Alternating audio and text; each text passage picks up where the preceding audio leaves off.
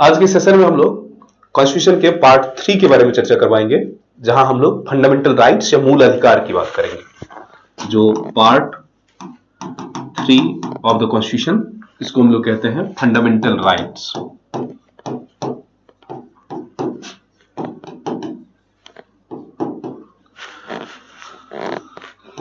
ये कॉन्स्टिट्यूशन का एक बहुत महत्वपूर्ण पार्ट है सिविल सर्विसेज में के लिए, या जहां कहीं भी जाओगे तो कॉन्स्टिट्यूशन का सबसे इंपॉर्टेंट पार्ट है।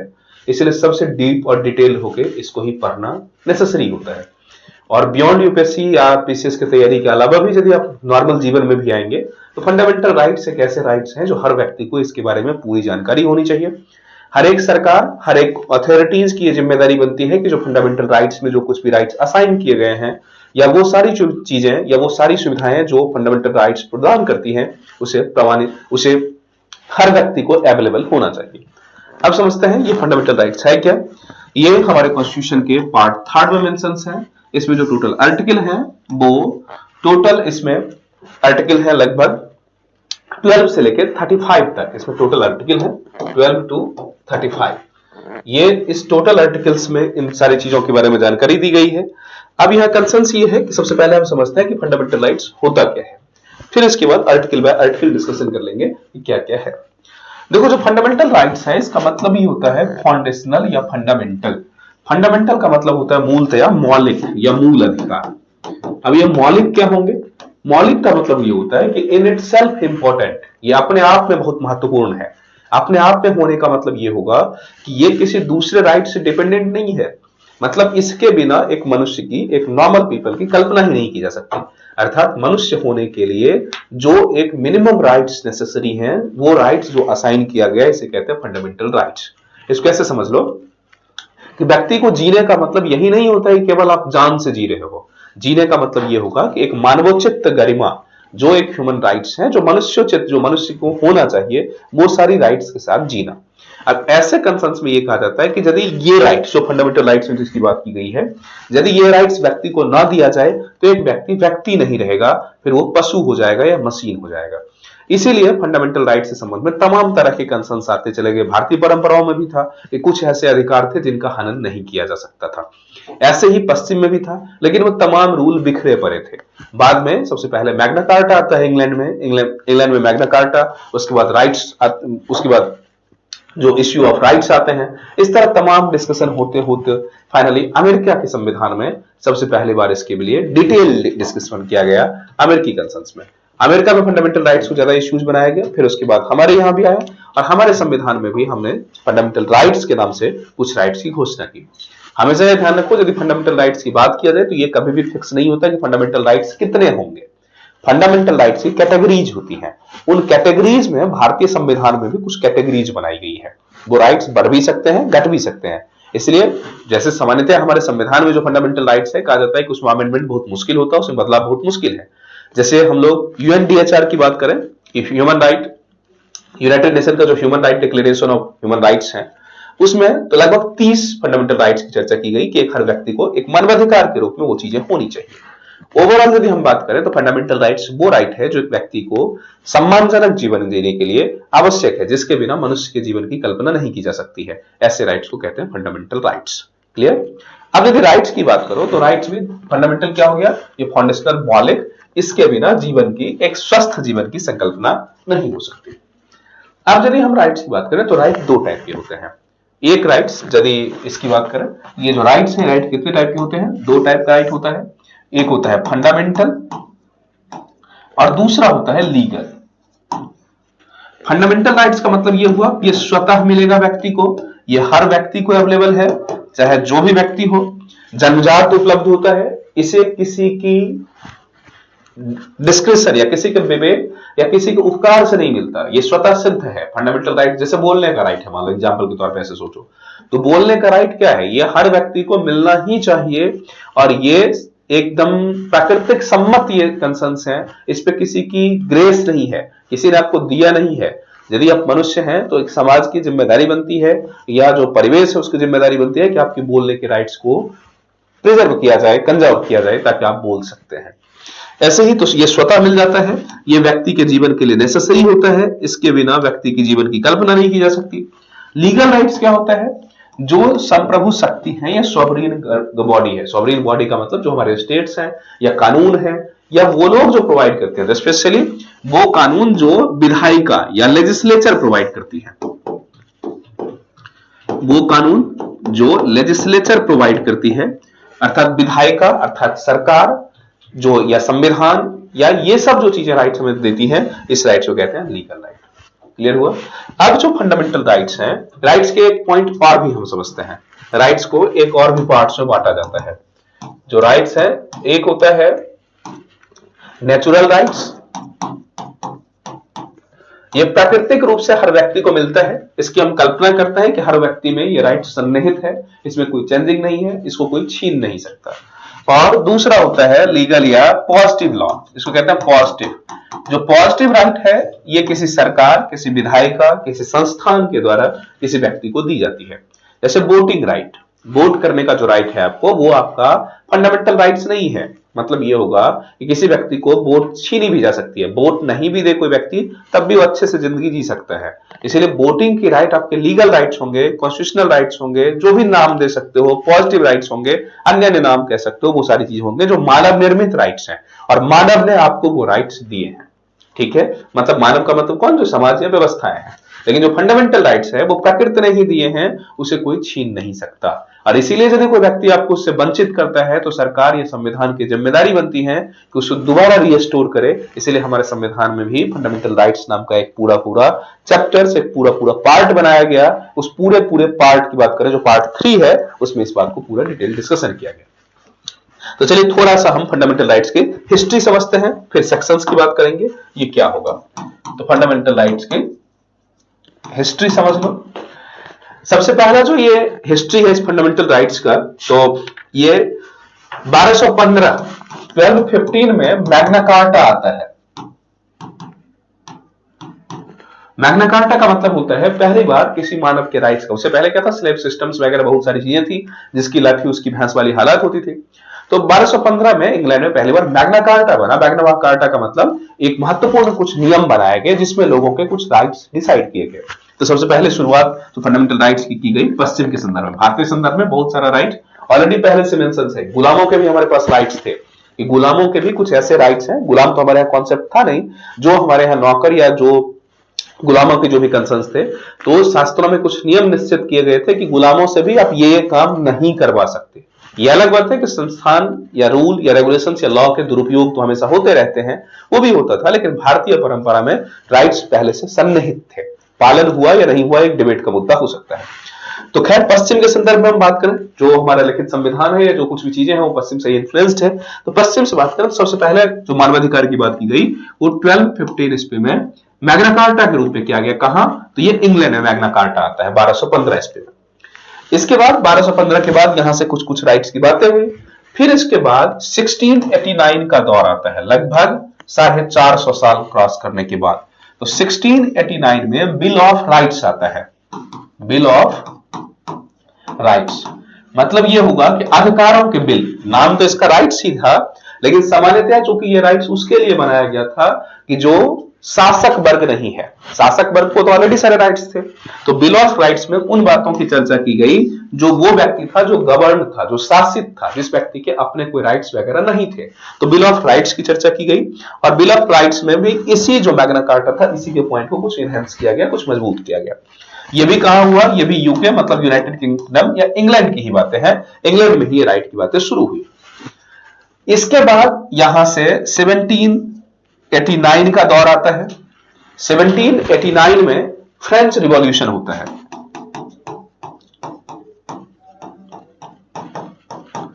फ्रेंच रिवॉल्यूशन में भी इस राइट्स की बहुत चर्चा की गई और इन्हीं आधार पे, इन्हीं बातों को कंसर्न्स बना के फ्रेंच रिवॉल्यूशन होता है, जहां लोगों को लगता है कि राजशाही से हटके लोकशाही में आए और लोगों को उसके सन्निहित राइट्स मिलने चाहिए। ये जो राइट्स हैं ये किसी सरकार या किसी व्यवस्था की मर्जी पे निर्भर नहीं होना चाहिए। अर्थात ये होगा, कहता है किसी के ग्रेस पे, किसी ने आपको भीख दिया, दया दिया, दान दिया, इस पे निर्भर नहीं होना चाहिए। तो फ्रेंच में इसी बात को रिवॉल्यूशन हुआ, जिसमें फ्रेंच रिवॉल्यूशन में भी इस राइट्स की बात की गई कि हमें जो राइट्स, एक मानवोचित राइट्स है एक व्यक्ति का, वो राइट मिलना चाहिए, और ये राइट हमारे राइट के रूप में होने चाहिए, ग्रेस के रूप में नहीं होना चाहिए। भारत में भी यही बातें हुई जब हमने अनटचेबिलिटीज वगैरह को हटाया। तो आज भी क्या कहा जाता है भारत में, आप किसी के साथ अनटचेबिलिटी प्रैक्टिस नहीं कर रहे हैं तो ये आप उसका ग्रेस नहीं कर रहे हैं, ये एक व्यक्ति का मानवोचित राइट है। एक व्यक्ति को जीने के लिए इतनी आवश्यकताएं हैं कि हम व्यक्ति व्यक्ति में भेद नहीं कर सकते। तो यदि किसी व्यक्ति को यह लगता है कि नहीं नहीं हम दया दिखा रहे हैं, ये गलत है। तो यही बातें राइट्स में कही गई कि जो अपर क्लास या जो एलिट क्लास लोग हैं उनके जो राइट्स हैं, वो राइट्स अभी तक वो लोअर क्लास लोगों को वही राइट्स दे रहे थे जो राइट्स वो ग्रेस समझते थे कि अच्छा चलो इनको दे देना चाहिए। तो ये फ्रेंच रिवॉल्यूशन में भी ये डिस्कशन हुआ कि नहीं, वो हमें राइट्स के रूप में मिलना चाहिए। राइट्स के मतलब हमारे जो अधिकार हैं, अधिकार हमें दिया जाए, इसके लिए किसी भीख की जरूरत नहीं है। तो फ्रेंच रिवॉल्यूशन होता है, यहां इस बात का क्वेश्चन उठता है, कंसर्न उठते हैं, और इसी से कंसर्न होके बाद में 1791 की बात करते हैं। तो जब 1791 में यहां से ही ये बात आगे गया और अमेरिका पहुंच गया, और अमेरिका में भी बिल ऑफ राइट्स पास हो गया। बिल ऑफ राइट्स ये अमेरिका में भी हो गया, यहां ध्यान रखो। इससे पहले यूएसए में, इससे पहले यूके में हुआ था 1689 में। लगभग उसके बाद 100 साल के बाद 1789 में फ्रेंच रिवॉल्यूशन होता है, और यहां 1791 में बिल ऑफ राइट्स यूएसए में पास होता है, और ये पूरी दुनिया के लिए नाजीर बनती है। पूरा दुनिया इसी से गाइडेड होके बाद में आगे फंडामेंटल राइट्स पे जितने भी डिस्कशन हुई उसमें एक मील का पत्थर साबित हुआ और यहां से डिसाइड हुआ। यहां ध्यान रखो एक पॉइंट कि जो यूएसए की आजादी थी, स्पेशली यह ध्यान रखो, हमारे संविधान में क्या है, हमने आजादी के साथ ही फंडामेंटल राइट्स की बात की, लेकिन अमेरिका में आजादी के साथ फंडामेंटल राइट्स की बात नहीं हुई थी। बिल ऑफ राइट्स 1791 में आया है, जबकि अमेरिका की आजादी कब मिली थी, 1776 में। अर्थात 1776 के आजाद होने के बाद भी इतने साल ये रहा। फ्रेंच रिवॉल्यूशन जब 1789 में होता है, यहां से जो बिगुल बजती है, यहां से जो फंडामेंटल राइट्स का कंसर्न बनता है, वो यहां के लोग भी प्रभावित होते हैं, और 1791 में आके बिल ऑफ राइट्स यूएसए में पास होता है। अभी भी ध्यान रखो, अभी भी इसको फंडामेंटल राइट्स नहीं कहा गया। राइट्स इसलिए कहा गया कि अभी तक ये था कि जो अपर क्लास या एलिट क्लास लोग गरीब लोगों को या शासित लोगों को जो ग्रेस मान के दे रहे थे, वो ग्रेस नहीं, अधिकार के तरह अधिकार कहना शुरू हुआ कि जो ये हमारा राइट्स है। फिर हम बात करते हैं 1791 के बाद, फिर आते हैं 1941। यहां से फिर 200 साल तक लगभग दुनिया ऐसे ही चलती रही, बहुत सारे समय तक। बाद में जब 1945 के बाद का दौर आता है, द्वितीय विश्व युद्ध समाप्त हो चुका होता है, पूरी दुनिया में राजशाही लगभग जा चुकी होती है, फिर कंसर्न बनता है कि डेमोक्रेसी या लोकतंत्र या लोगों की अपनी एक सरकारें बन रही होती हैं। इस टाइम में अमेरिका पावरफुल बनता है, और यहां एक वैश्विक स्तर पे अमेरिका जब लीड करने के कंसर्न्स में आता है, तो यहां यूनाइटेड नेशंस के द्वारा फंडामेंटल राइट्स आदि की घोषणा करवाई जाती है। और इसी आधार पे उस टाइम के बाद हम बात करें, इसके बाद आता है 1948। कब, जब 1945 के बाद विश्व की सिनेरियो बदलनी शुरू होती है, विश्व युद्ध समाप्त होता है 6 में, उसके बाद यूनाइटेड नेशंस वगैरह बनते हैं। ऐसे कंसर्न्स में इसी मुद्दों को सारे चीज ध्यान में रखते हुए 1948 आता है, और यहां United nation declaration of human right होता है। यहां यूनाइटेड नेशन ने ह्यूमन राइट्स का डिक्लेरेशन किया, और इस राइट्स में 30 राइट की चर्चा की गई, और ये जो 30 राइट्स हैं, 30 अधिकार दिए गए, और इन अधिकार को कहा गया कि ये यूनिवर्सल अधिकार होंगे। यूनिवर्सल का मतलब हर व्यक्ति को ये अधिकार मिलना ही चाहिए, ये मौलिक अधिकार होंगे, किसी व्यक्ति को छीना नहीं जा सकता है। इसी को कहते हैं United nation declaration of human right. तो हमारा जो फंडामेंटल राइट्स बना, क्योंकि उसी टाइम में हमारी भी संविधान बन रही थी, संविधान सभा काम कर ही रही थी, तो यहीं से यूएनडीएचआर को पूरे फॉर्मेट में लेके सिंक्रोनाइज्ड करके एक समरी फॉर्मेट में, यहीं से हमारी संविधान सभा ने फंडामेंटल राइट्स बनाए। और यहां जो 30 राइट्स थे, उसी का मिला जुला रूप पूरे फॉर्मेट में, डायरेक्ट 30 तो नहीं, लेकिन सारे का सार रूप में। यूनाइटेड वहां जो डिक्लेरेशन है वो सारा का सारा हमने डायरेक्ट नहीं लिया, लेकिन उससे सार लेके पूरा फॉर्मेट मिला के आर्टिकल 12 से लेके 35 तक में हमने फंडामेंटल राइट्स की व्यवस्था कर दी। तो यही इसी आधार पर हमारे यहां क्या बना, फंडामेंटल राइट। जो वहां ह्यूमन राइट्स था, ये हमारे यहां ये फंडामेंटल राइट्स हुए, और इसी को भारतीय संविधान का एक मौलिक अंग बनाएगा, और यही कह दिया गया मौलिक या मूल अधिकार।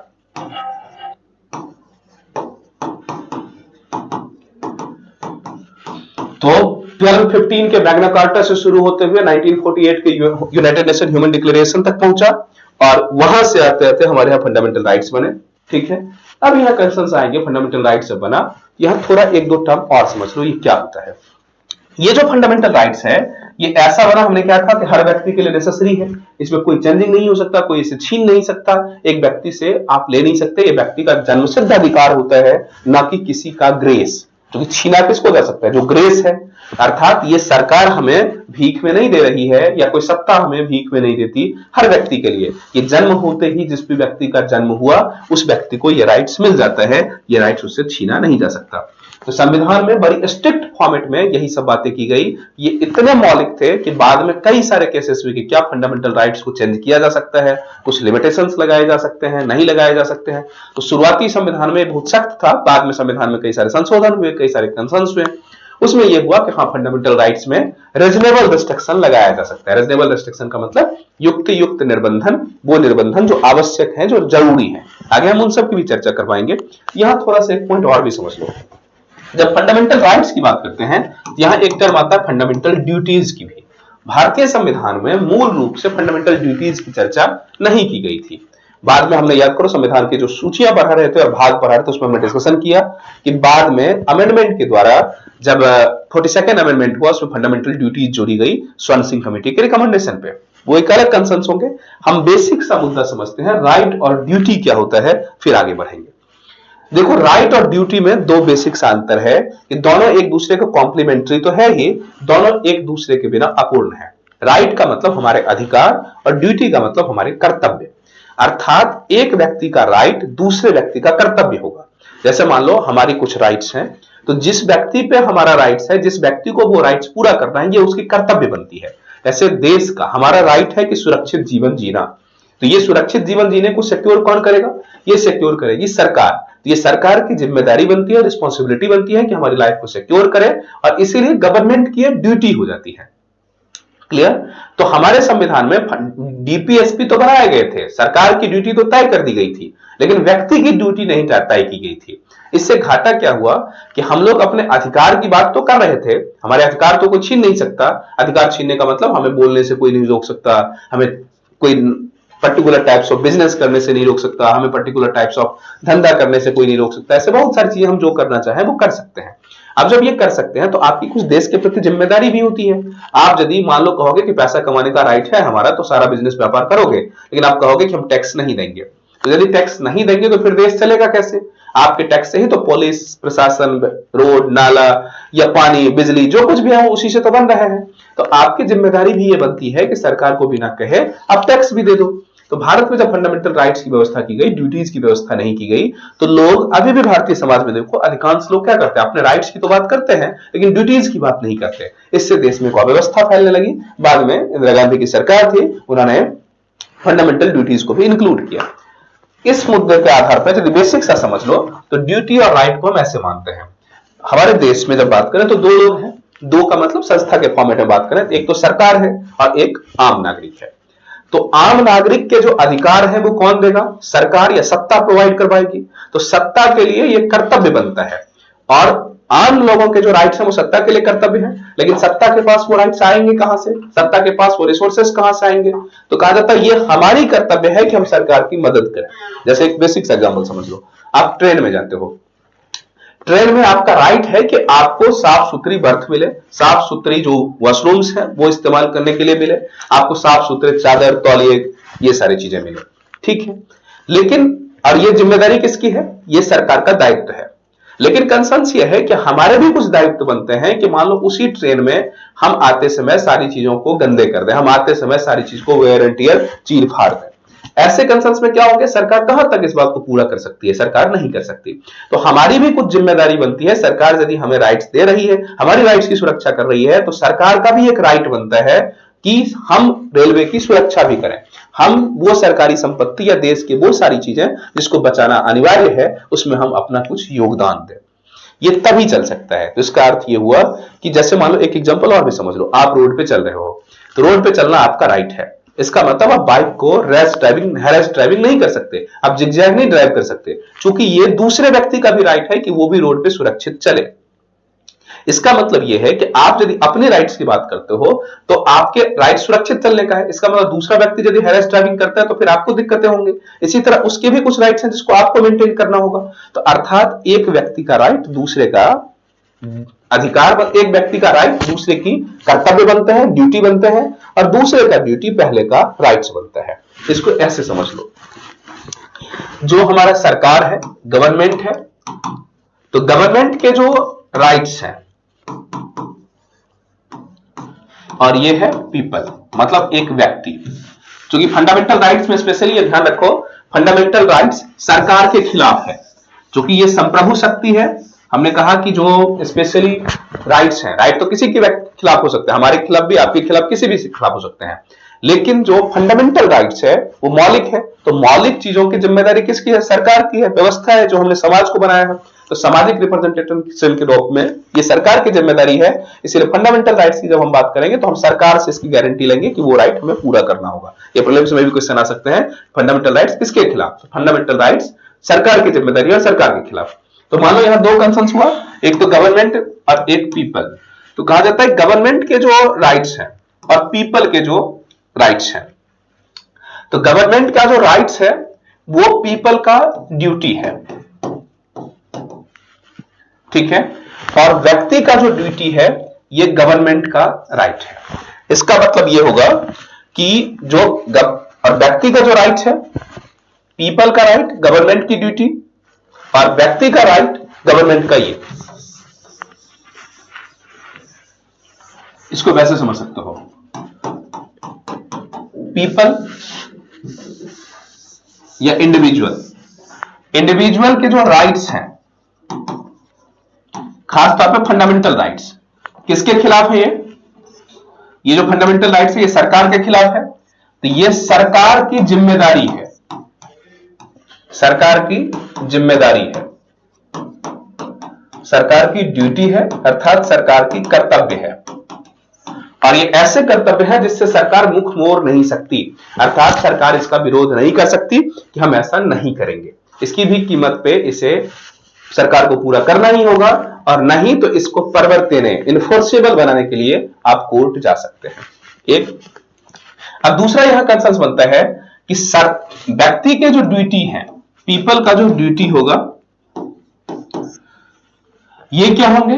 तो ये पीपल का जो ड्यूटी होगा ये सरकार के कर्तव्य होंगे, सरकार के अधिकार होंगे,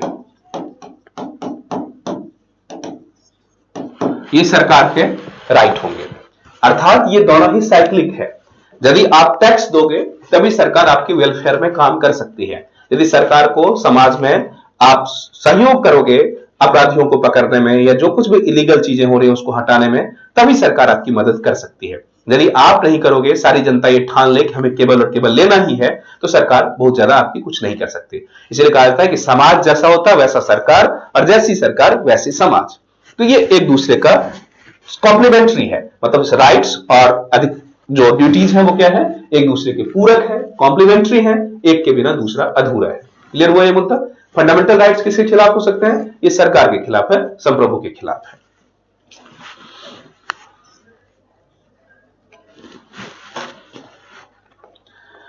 अब हम लोग आते हैं कि जो आर्टिकल बाय आर्टिकल है इसको थोड़ा समझ लेते हैं फंडामेंटल राइट्स के बारे में। आर्टिकल्स कितने हैं? देखो इसमें टोटल कितने हैं? 12 से लेकर 35 तक टोटल आर्टिकल्स हैं। इस आर्टिकल्स में भी फंडामेंटल राइट्स का बेसिक मतलब तो समझ ही गया। ऐसा राइट्स जो सरकार के खिलाफ है, जिसको छीना नहीं जा सकता। ऐसा राइट्स जो हमारी एसेंशियलिटीज हैं, हम जन्म के साथ ही वो हमें मिल जाता है। हम उस राइट को एक बात और भी स्पेशली ध्यान रख लो, ये भी प्रीलिम्स में क्वेश्चन आएंगे कि फंडामेंटल राइट्स क्या छोड़ा जा सकता है?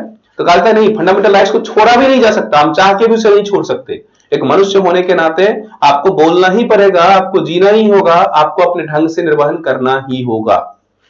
तो फंडामेंटल राइट्स को लीगली यदि बात करें तो फंडामेंटल राइट्स को आप छोड़ भी नहीं सकते। कोई छीनने की बात तो छोड़ो, छीन तो सकता ही नहीं है, आप छोड़ भी नहीं सकते। हाँ, यदि कोई आपसे छीन रहा है या आपको डिप्राइव कर रहा है तो आप सीधे कोर्ट जाएंगे, कोर्ट उस बात को लागू करवाएगी। अब यहां ये कंसर्न होंगे कि 12 से 35 तक में क्या है। तो इसमें जो दो आर्टिकल है, आर्टिकल 11 और आर्टिकल 12, ये इसके संदर्भ में कुछ डेफिनेशनल पार्ट्स करता है। जो आर्टिकल 11 है वो ये बात बताता है कि आखिर सरकार कौन है, अर्थात राज्य कौन है। हमने कहा फंडामेंटल राइट किसके खिलाफ है? आपके राज्य के खिलाफ, राज्य और राज्य का रिप्रेजेंटेटिव कौन, सरकार। तो राज्य या सरकार ही आपको राइट्स देंगी। तो ये कहा जाता है 11 में कि राज्य या सरकार में कौन कौन आएंगे। राज्य या स्टेट क्या है, स्टेट की परिभाषा,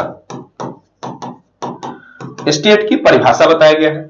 अब यहां स्टेट की परिभाषा में क्या आएगा, तो ध्यान रखो, हमने पहले क्लास में बताया होगा कि स्टेट का मतलब एक तो एडमिनिस्ट्रेटिव स्टेट हुआ, जहां हम लोग प्रशासनिक स्तर पर बात करते हैं।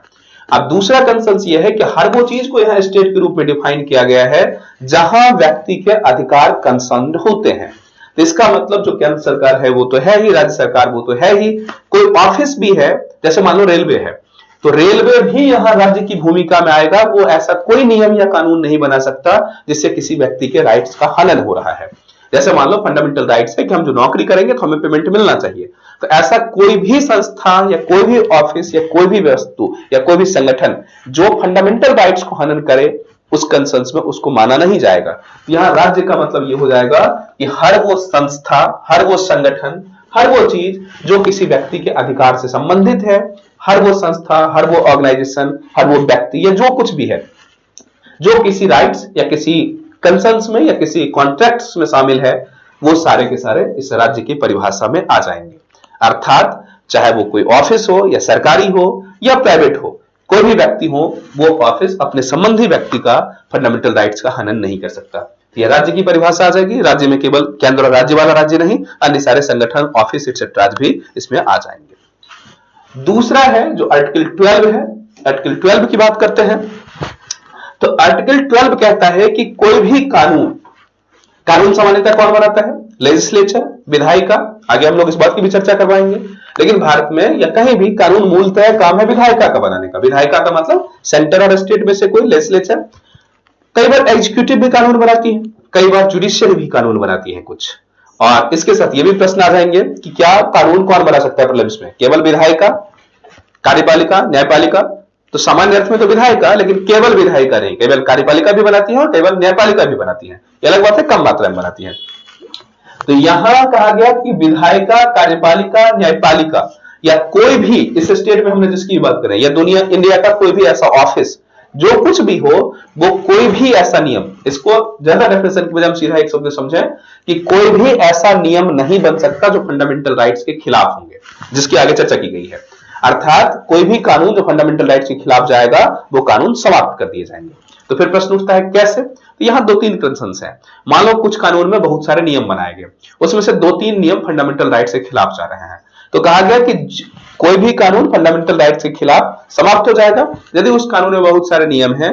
तो वो नियम, जो कुछ नियम फंडामेंटल राइट्स के खिलाफ है और कुछ नियम फंडामेंटल राइट्स के साथ है, मतलब फंडामेंटल राइट के खिलाफ नहीं है, तो कहा गया ऐसी परिस्थिति में केवल वो पार्ट उसका समाप्त होगा जो फंडामेंटल राइट्स के खिलाफ होंगे, अन्य सारे पार्ट्स उसके यथावत चलते रहेंगे। क्लियर, मतलब जहां बहुत सारे रूल रेगुलेशंस हैं तो हम उसमें ये करेंगे केवल वही रूल्स खत्म होंगे जो फंडामेंटल राइट्स के खिलाफ होंगे, पूरे के पूरे नियम, पूरे के पूरे कानून खराब नहीं होगा। हाँ, यदि कंसर्न ऐसा बना कि पूरा पूरा कानून ही फंडामेंटल राइट्स के खिलाफ है तो पूरे कानून को रद्द कर दिया जाएगा।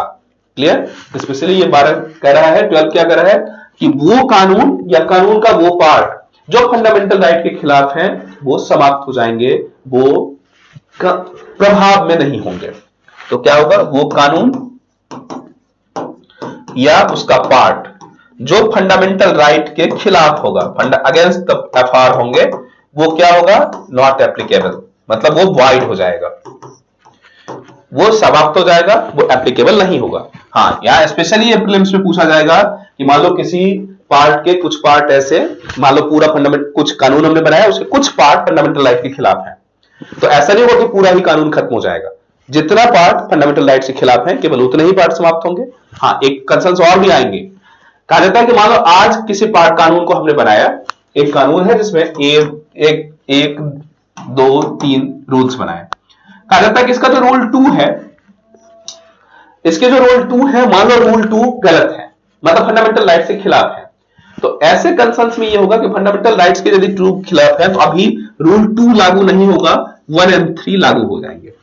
लेकिन मान लो कल ऐसा कंसर्न्स हुआ कि 2 3 साल 4 साल के बाद यदि फंडामेंटल राइट्स में ही कुछ संशोधन हो जाए और उस तरीके से रूल 2 भी एप्लीकेबल हो गया, तो यदि रूल 2 भी एप्लीकेबल हो गया तो ऐसे कंसर्न्स में अपने आप ये रूल भी लागू हो जाएगा फिर उसमें कोई अंतर नहीं होंगे। अर्थात जो कानून अभी रोक दिया गया है, जो पार्ट समाप्त कर दिया गया है, यदि किसी दिन फंडामेंटल राइट्स में संशोधन हो जाए और वो अब उसके खिलाफ नहीं हो तो फिर वो कानून भी लागू हो जाएगा। क्लियर हुआ? तो फाइनली हमने ये कहा 11 में क्या है, राज्य की परिभाषा। राज्य में वो सब संस्थाएं आ जाएंगी, वो सब ऑर्गेनाइजेशंस आ जाएंगी जो भी नियम बनाती है या जिससे व्यक्ति का राइट प्रभावित होता है, खासतौर पर फंडामेंटल राइट्स। तो इंडिया का कोई संस्था, कोई ऑर्गेनाइजेशन ऐसा कोई कानून नहीं बना सकता जो फंडामेंटल राइट्स के खिलाफ जाए। उस सब की परिभाषा स्टेट में आ जाएगी। याद ध्यान रखो, स्टेट की परिभाषा जब प्रशासनिक स्टेट की बात करोगे तो अलग होता है, जब फंडामेंटल राइट्स के केस में बात करेंगे तो स्टेट की परिभाषा कुछ अलग होता है, और कहीं भी चर्चा करोगे तो स्टेट की परिभाषा अलग हो जाएगी। तो आपसे जहां फंडामेंटल राइट्स की परिभाषा, जहां आपको स्टेट की परिभाषा पूछी जाए, वहां इस मुद्दे को आप स्पेशली ध्यान रखोगे कि कौन सा स्टेट पूछा जा रहा है। तो फंडामेंटल राइट्स के संदर्भ में जब स्टेट की बात करेंगे तो हर एक संस्था, हर एक ऑर्गेनाइजेशन, हर एक सरकार सब कुछ आ जाएंगी जो फंडामेंटल राइट्स के खिलाफ नियम बनाएंगे। क्लियर हो गया? इसके बाद आता है, हम लोग जब बात करें तो 11-12 हो गया। इसके बाद फंडामेंटल राइट्स है क्या, इसकी चर्चा शुरू होती है। ये तो इसके बेसिक्स की बात की गई। अब चर्चा करते हैं आगे 13, 11-12 हो गया। इसके बाद आता है, हम लोग चर्चा करते हैं जो आर्टिकल 14 है, 14 से लेके 18 तक की बात करते हैं। ये जो 14 से 18 तक का बात है, इस 14 से 18 को इसको कहते हैं राइट ऑफ इक्वलिटी, अर्थात समानता का अधिकार। राइट ऑफ इक्वलिटी, समानता का अधिकार में बात किया गया कि हर भारत का प्रत्येक नागरिक समान होगा, उसमें किसी भी तरह का भेदभाव नहीं किया जाएगा, स्पेशली जाति, धर्म, लिंग इत्यादि के आधार पर या जन्म स्थान या भाषा के आधार पर। हाँ, बाद में कुछ पॉजिटिव डिस्क्रिमिनेशन किया गया, जैसे रिजर्वेशन वगैरह की बात करेंगे, इसमें हम लोग चर्चा करवाएंगे आगे। अभी हम एक अर्थ मानते हैं कि आर्टिकल 14 से लेके 18 तक का जो पार्ट है वो कौन सा हो गया, समानता का अधिकार हो गया। दूसरा जो कंसर्न्स होंगे इसमें, जो 19 से लेके 22 तक का पार्ट है, 19 से लेके 22 तक, ये जो आर्टिकल्स हैं, इस आर्टिकल्स में स्वतंत्रता के अधिकार की बात की गई है। मतलब हर व्यक्ति को एक स्वतंत्रता दी गई है कि वो क्या करना चाहे, कैसे रहना चाहे, क्या जीविका, कंसर्न्स एक्सेट्रा। तो ये स्वतंत्रता का अधिकार 19 से 22 तक में। इसके बाद जो 23-24 है, इसमें दिया गया है 23 से 24 में शोषण के विरुद्ध अधिकार। शोषण के विरुद्ध अधिकार का मतलब कोई आपको एक्सप्लॉइट नहीं करे, इसको कहते हैं राइट अगेंस्ट एक्सप्लॉइटेशन, मतलब शोषण के विरुद्ध अधिकार, कोई आपको एक्सप्लॉइट नहीं करे, शोषण के विरुद्ध अधिकार, राइट अगेंस्ट एक्सप्लॉइटेशन। उसके बाद जो पार्ट है, जो 25 से लेके 28 तक है, स्पेशली इसको आप ध्यान में याद करते चलना, जो 25 से 28 तक की बात है, इसको कहा जाता है कि धार्मिक स्वतंत्रता का अधिकार, अर्थात रिलीजियस फ्रीडम। रिलीजियस फ्रीडम का मतलब धार्मिक स्वतंत्रता, आपको जो धर्म मानने हैं, कैसी आपको पूजा पद्धति रखनी है, क्या करना है, कैसे करना है, तो ये सारी चीजें इसमें आ जाएंगी। इसको कहते हैं धार्मिक स्वतंत्रता, रिलीजियस इंडिपेंडेंसी या रिलीजियस फ्रीडम की बात किया जाता है। 25 से 28 तक आया। इसके बाद जो आर्टिकल 31 है, 31, इसमें कहा गया था कंपल्सरी इक्विजिशन ऑफ लैंड, मतलब यहां तक फंडामेंटल राइट्स हो गए। इसके आगे कुछ और भी पार्ट था, जैसे आर्टिकल 31 में बहुत ही विवादास्पद, बहुत सबसे ज्यादा अमेंडेबल आर्टिकल रहा है ये। आर्टिकल 31 में कंपल्सरी इक्विजिशन ऑफ लैंड से संबंधित बातें रखी गई, बाद में कई सारे संशोधन हुए, तो ओरिजिनल जो 31 का ए और 2 था उसको समाप्त कर दिया गया। अब 31 ए, बी और सी बचे हुए हैं, तो आगे हम लोग चर्चा करवाएंगे। आर्टिकल 31 में जमीन जायदाद से संबंधित कंसर्न्स है, और आज जो कंसर्न्स है उसमें यह बना कि फंडामेंटल ड्यूटी इंपॉर्टेंट है या फंडामेंटल राइट्स इंपॉर्टेंट है। तो इसमें संपत्ति के संबंधित बातें हैं, इसमें हम चर्चा करवाएंगे। सबसे ज्यादा विवादास्पद और सबसे ज्यादा डिस्कशनेबल वाला मुद्दा होगा इसमें यह है कि फंडामेंटल राइट्स और फंडामेंटल ड्यूटीज में बहुत ज्यादा महत्वपूर्ण कौन है, जिसकी भी चर्चा कर लेंगे। आर्टिकल 31। जो 32 है वो स्पेशली आपको याद करना है। 32 में कहा जाता है कि ये सुप्रीम कोर्ट को राइट देता है कि यदि कोई व्यक्ति आपको फंडामेंटल राइट्स का हनन करता है तो आप सीधे सुप्रीम कोर्ट पहुंच जाएंगे। नॉर्मल कंसर्न्स में आप सीधे सुप्रीम कोर्ट नहीं जा सकते, आपको लोअर कोर्ट से हाई कोर्ट से फिर सुप्रीम कोर्ट जाना होगा। लेकिन कहा जाता है कि यदि फंडामेंटल राइट्स का कोई हनन करे तो आप सीधे सुप्रीम कोर्ट जाएंगे, जिसको कहते हैं संवैधानिक उपचार का अधिकार। संवैधानिक उपचार का अधिकार, ठीक है, अर्थात इसके तहत जब भी फंडामेंटल राइट्स के खिलाफ कुछ भी हो रहा है तो आप सीधे सुप्रीम कोर्ट पहुंच सकते हैं। इसका मतलब यह है कि डायरेक्ट सुप्रीम कोर्ट में आप अप्रोच कर सकते हो। अप्रोच कर सकते हैं कब? जब फंडामेंटल राइट्स का हनन हो, जब एफआर का हनन हो रहा हो। कौन सा एफआर? तो वो जो अभी हमने पीछे टोटल पढ़ा, स्वतंत्रता, समानता एक्सेट्रा के जितने भी राइट्स हैं, इस सब का जब भी हनन हो हम सीधे पहुंच सकते हैं। ये था फंडामेंटल राइट्स, इतने हमारे राइट्स हैं। इस राइट्स के बाद आगे बढ़ते हैं तो फिर इसमें कुछ संशोधन है, या संशोधन का संदर्भ ये समझो कि फंडामेंटल राइट्स क्या अत्यंतिक हो सकता है, क्या फंडामेंटल राइट्स रोका जा सकता है, हर व्यक्ति को मिला है। तो अब जैसे मान लो कुछ कंसर्न्स ऐसे भी हैं, जैसे मिलिट्री है, पुलिस है, इन सबको भी क्या राइट्स होंगे? इसके लिए कंसर्न्स ये है कि मान लो हमने राइट्स कुछ बनाए तो हर पोजीशन और पोस्ट के हिसाब से राइट्स होंगे। जैसे कि एग्जांपल के तौर पे कल्पना करो, हर व्यक्ति को नौकरी की स्वतंत्रता है, हर व्यक्ति के नौकरी के घंटे फिक्स हैं। अब यदि मान लो पुलिस है तो पुलिस कह दे कि हमें भी वो सारे राइट्स मिलने चाहिए, और अब भी ड्यूटी का टाइम मान लो 4 बजे पुलिस की ड्यूटी समाप्त हुई और 4 बजे ही दंगा शुरू हो गया, तो क्या उस दंगा के बीच में एक पुलिस कह सकती है कि नहीं नहीं अब हमारी ड्यूटी समाप्त हो गई, हम वापस चले जाएंगे? ऐसा तो नहीं होगा। तो कुछ कंसर्न्स ऐसे हैं भारत में, कुछ ऐसे भी नौकरियां हैं जैसे गुप्तचर विभाग है, तो गुप्तचर विभाग में हम सारा नियम कानून नहीं बना सकते।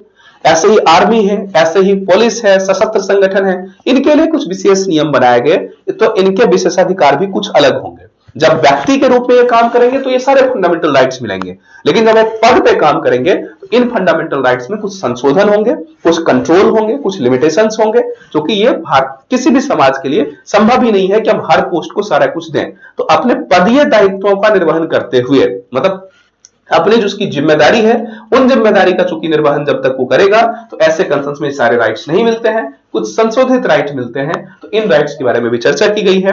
तो आर्टिकल 33 इसी के बारे में कहता है। क्या हो गया? आर्टिकल 33 में कहा गया कि फंडामेंटल राइट्स जो होंगे वो किसका? सेना, गुप्तचर एजेंसी मतलब स्पाइंग एजेंसी, पुलिस, इन सब से संबंधित फंडामेंटल राइट्स। तो कहा गया कि सरकार की राइट्स हैं, सरकार या संसद जैसा चाहेगी इनके राइट्स में वैसा संशोधन कर सकेगी, वैसा डिसाइड कर सकेगी। अर्थात इनके राइट्स कौन डिसाइड करेंगे? हमने कहा संविधान में जो राइट्स हैं वो किसके हैं? आम आदमी के राइट्स हैं। ये आम आदमी नहीं है, तो कहा गया कि इनके राइट्स संविधान ने डिसाइड नहीं किया, ये संसद तय करेगी। संसद का मतलब ये पार्लियामेंट तय करेगी कि इनको कितना फंडामेंटल राइट्स मिलना चाहिए, कौन सा फंडामेंटल राइट्स मिलना चाहिए, और यदि मिले भी तो किस स्थिति तक, किस लेवल तक मिलना चाहिए। क्लियर हुआ? मतलब सेना, गुप्तचर एजेंसी, पुलिस, इस सबको जो फंडामेंटल राइट्स मिलेंगे वो संविधान के द्वारा नहीं, वो संसद के द्वारा तय किया जाएगा। ये क्लियर हुआ मित्रा?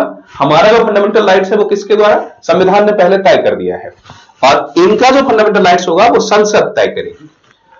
फिर ऐसा ही आर्टिकल 34 की बात करते हैं। 34 कहता है कि during martial law, martial law मतलब जब देश में कोई ऐसा आपातकाल लगे जब पूरी देश में मार्शल लॉ बना जाए, मतलब सेना का पूरा नियम स्थापित हो जाए, पूरी तरह सेना के कब्जे में दे दिया जाए देश को। कुछ ऐसे भी हो सकता है, मान लो आपातकाल की स्थिति आई या रिवॉल्ट हुआ या कुछ ऐसे भी कंसर्न्स हो सकते हैं। इन तमाम कंसर्न्स में आगे हम लोग चर्चा करवाएंगे। तो खास तौर पे जब मार्शल लॉ की बात करते हैं तो कहा जाता है कि मार्शल लॉ के दौरान भी संसद तय करेगी कि फंडामेंटल राइट्स कितने होंगे। ये कब है? तो ये है मार्शल लॉ के दौरान। मतलब ये हमेशा के लिए नहीं है। मान लो जब मार्शल लॉ देश में लगा हो तब फंडामेंटल राइट्स कैसा होगा?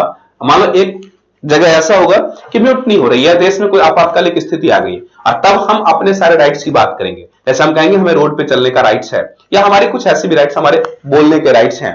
अब अभी ऐसा कंसर्न है कि आप कुछ भी इंफॉर्मेशन नहीं दे सकते जब शत्रु पक्ष हावी हो रहा है। ऐसे कंसर्न में सरकार चाहे तो उस टाइम में फंडामेंटल राइट्स को सस्पेंड कर सकती है, रोक सकती है, कुछ भी कर सकती है। तो ये कहा गया कि जब मार्शल लॉ लागू हो उस दौरान भी फंडामेंटल राइट कितने होंगे, कौन सा होंगे, कहां तक लागू होंगे, वो संसद तय करेगी। तो आर्टिकल 34 कहता है कि इस दौरान भी पार्लियामेंट तय करेगी कि फंडामेंटल राइट्स कैसा होगा और कौन सा होगा, संसद तय करेगी। इसका मतलब ये कंप्लीट हो गया, आपको समझ में आ गया। 33 कहता है कि सेना, पुलिस, गुप्तचर आदि के फंडामेंटल राइट्स कैसे होंगे, वो संसद तय करेंगे। और 34 कहता है कि मार्शल लॉ जब लागू होगा तब के कंसर्न्स पे, हमेशा नहीं, मार्शल लॉ जब लागू होगा तब हमारा फंडामेंटल राइट्स कैसा होगा, ये भी पार्लियामेंट तय करेगी। अर्थात उसको लगेगा कि कोई फंडामेंटल राइट छीनी जा सकती है तो उस तत्काल के दौरान छीनी जा सकती है, परमानेंट नहीं। ड्यूरिंग मार्शल लॉ उसे सस्पेंड किया जा सकता है, हटाया जा सकता है।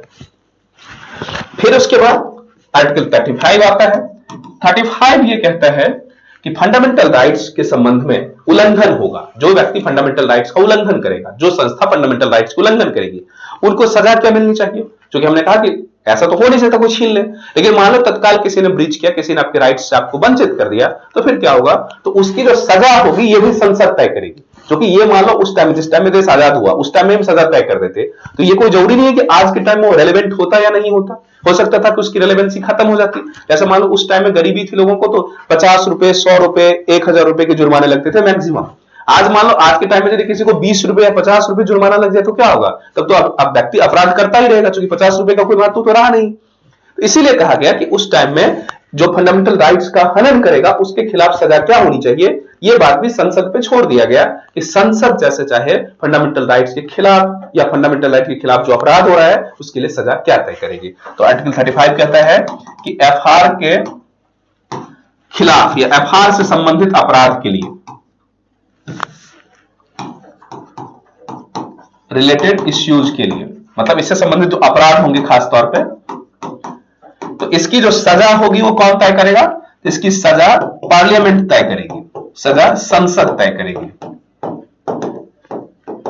इसकी सजा कौन तय करेगा? पार्लियामेंट इससे सजा डिसाइड करेंगी, ये कहता है आर्टिकल 35। ठीक है, तो ये आर्टिकल बाय आर्टिकल हो गया। अब हम लोग आएंगे टोटल डिटेल आर्टिकल करते हैं कि 14 में क्या है, 15 में क्या है, 13 में क्या है, 12 में क्या है, एंड सो ऑन। अब यहां थोड़ा सा एक बेसिक सा प्रश्न और चाहेंगे हम लोग कवर कर लें कि क्या जो फंडामेंटल राइट्स है वो एब्सोल्यूट है या रिलेटिविस्टिक है। देखो राइट दो टाइप के होते हैं, एक फंडामेंटल राइट्स होता है, एक फंडामेंटल, एक तो लीगल राइट्स होता है। एक राइट्स होता है एब्सोल्यूट और एक होता है रिलेटिविस्टिक।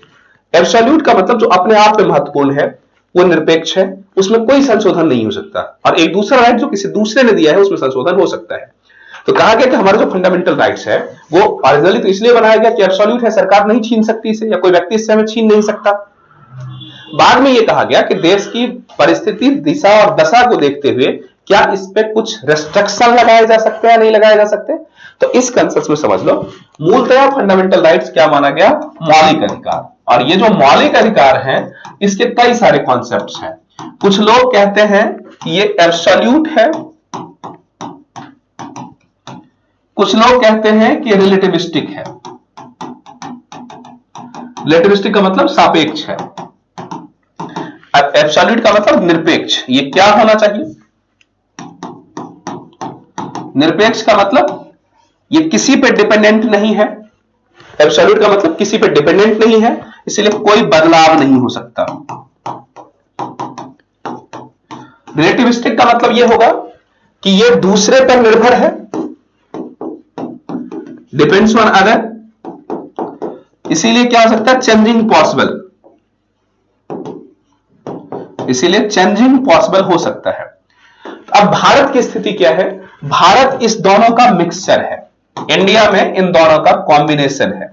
जैसे भारत में जो फंडामेंटल राइट्स है उसको हमने कहा कि एक लेवल तक, मेजॉरिटी लेवल पे एब्सोल्यूट है, लेकिन कुछ विशेष परिस्थिति में रिलेटिविस्टिक है। जब संसद चाहे तो फंडामेंटल राइट्स में संशोधन भी कर सकती है। इसके लिए बहुत सारे केस हुए, चंपकम दोराईराजन से लेके शंकरी प्रसाद से लेके केशवानंद भारती तक बहुत सारे केसेस आए, उसकी केस की अलग अलग चर्चा करवाएंगे। तो भारत में भी क्या स्थिति है कि वैसे यदि साधारणली पूछा जाए तो एब्सोल्यूट है, छीना नहीं जा सकता, लेकिन कुछ विशेष परिस्थिति में रीजनेबल रेस्ट्रिक्शन लगाए जा सकते हैं, इसलिए रिलेटिविस्टिक है। भारत में दोनों का कॉम्बिनेशन है। अब इस बात को समझ लो एब्सोल्यूट और इसके कंसर्न्स में है या नहीं है। तो कहा जाता है कि जो यूएसए है, यूएसए में जो ओरिजिनली पहली बार इसे लगाया गया था, तो यूएसए के मूल संविधान में तो ये था ही नहीं। हमने कहा यूएसए में कब आया? बिल ऑफ राइट्स के थ्रू आया, और बिल ऑफ राइट्स में से एब्सोल्यूट बना दिया गया था। बाद में देखा गया कि जब फंडामेंटल राइट्स एब्सोल्यूट कर दोगे तो किसी कंसर्न्स में देश, समाज, सरकार के हित में इसको कंट्रोल करना भी होता है, इसलिए एब्सोल्यूट को खत्म करने के लिए बाद में police doctrine of police act बनाई गई। डॉक्ट्रिन ऑफ पुलिस एक्ट का मतलब विशेष परिस्थिति में पुलिस के क्या राइट्स हो सकते हैं, उस परिस्थिति में फंडामेंटल राइट्स आपको छीने जा सकते हैं। तो रीजनेबल रिस्ट्रिक्शन की बात की गई। इसमें क्या था कि अब कहीं भी पूरी दुनिया में जहां कहीं भी कंसर्न्स होंगे, तो पहले अमेरिका में क्या था कि पहले ये एब्सोल्यूट था यूएसए में, पर बाद में डॉक्ट्रिन ऑफ पोलिस एक्ट आया, डॉक्ट्रिन ऑफ पोलिस एक्ट, और इसके द्वारा इसे कंट्रोल कर दिया गया, रीजनेबल रिस्ट्रिक्शन, युक्ति युक्त निर्बंधन, कि मतलब कुछ मात्रा में इस पे नियंत्रित कर सकते हैं।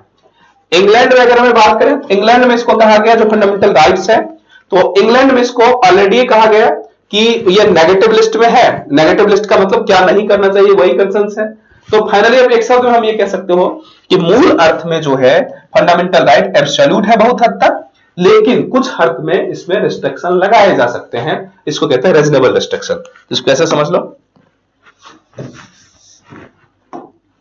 कि एफआर क्या है, एक बृहत अर्थ में मतलब लार्जर स्केल पे चेंज नहीं किया जा सकता, नॉन चेंजेबल, लेकिन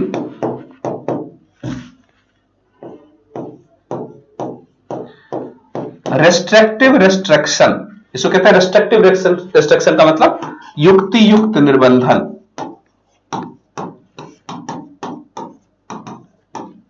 लगाए जा सकते हैं जब कुछ ऐसी विशेष परिस्थिति हो तब।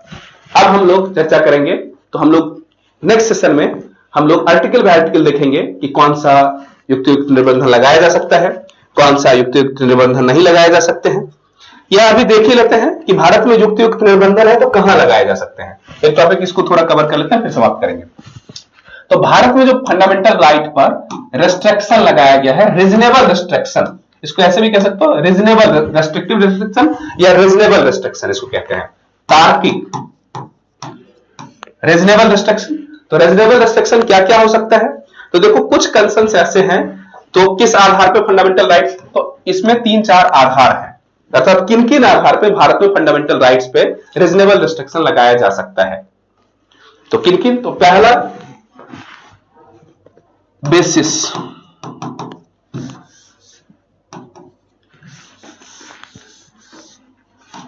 बेसिस ऑफ रीजनेबल रिस्ट्रिक्शन, युक्ति युक्त निर्बंधन on fundamental right in India.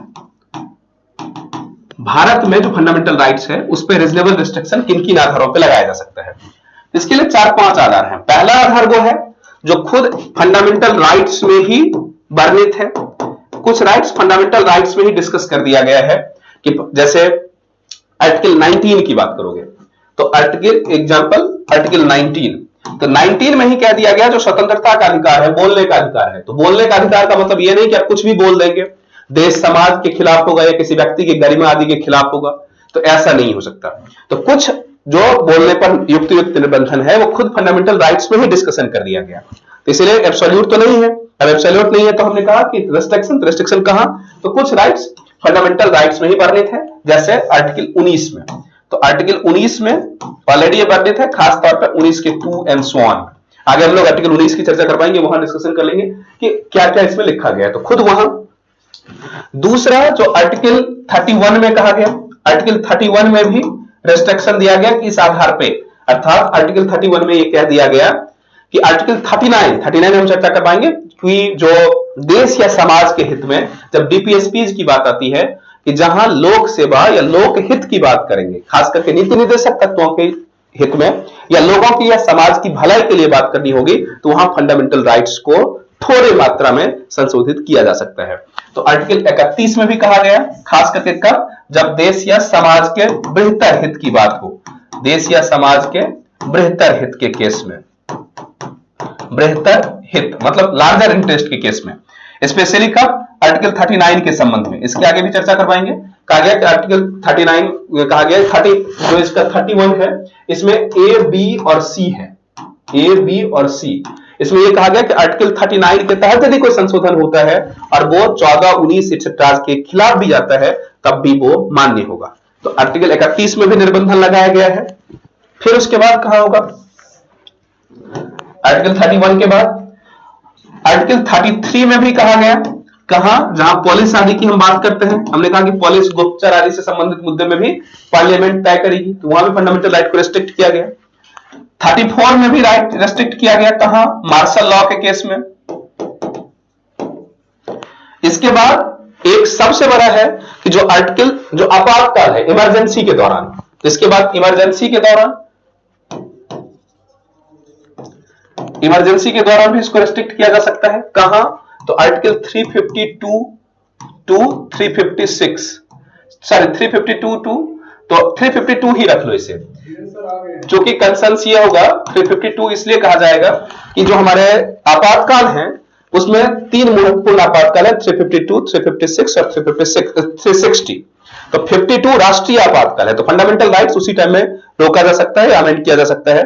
356 और 360 की जब बात करेंगे, वित्तीय आपातकाल और स्टेट आपातकाल या प्रेसिडेंसी रूल, तो ऐसे कंसर्न्स में फंडामेंटल राइट्स पर असर नहीं पड़ता। हम बेसिक सा रूल लिख लेते हैं, आर्टिकल 352, जब नेशनल इमरजेंसी हो, तो नेशनल इमरजेंसी के दौरान भी फंडामेंटल राइट्स को रोक दिए जाते हैं, उसको कंट्रोल कर दिया जाता है, कर्टेल कर दिया जाता है। इसके बाद एक आर्टिकल है आर्टिकल 368, इसके बाद एक आर्टिकल होता है आर्टिकल 368, जहां संविधान संशोधन की बात की गई है। संविधान संशोधन अर्थात जहां संविधान को ही संशोधित कर दोगे, तो संविधान के संशोधन का मतलब यहां भी हम पूरे फंडामेंटल राइट्स में ही संशोधन कर देंगे, ये भी एक राइट्स है इसका। हाँ, उसमें कुछ रिस्ट्रिक्शन है कि फंडामेंट जो हमारे संविधान की बेसिक संरचनाएं हैं, उस बेसिक संरचना में छूट नहीं, बेसिक संरचना का उल्लंघन नहीं होना चाहिए, ये कुछ रूल्स हैं। तो आगे हम लोग बेसिक स्ट्रक्चर की भी बात कर लेंगे। अभी हम बेसिक से बात करें, ये 368 पूरे संविधान में संशोधन, तो पूरे संविधान में संशोधन का मतलब होगा एफआर में भी संशोधन हो सकता है, एफआर में भी संशोधन हो सकता है। अर्थात यह है कि जो फंडामेंटल राइट्स होंगे वो एब्सोल्यूट नहीं होंगे। हाँ, इसके कुछ रिस्ट्रिक्शन है कि बेसिक संरचना का उल्लंघन नहीं होना चाहिए। अब इसको हम लोग आगे क्लास में डिटेल करवाएंगे कि क्या क्या कंसर्न्स है, क्या क्या रिस्ट्रिक्शंस है, फिर आर्टिकल बाय आर्टिकल देखेंगे। तब तक के लिए thank you, thanks for today.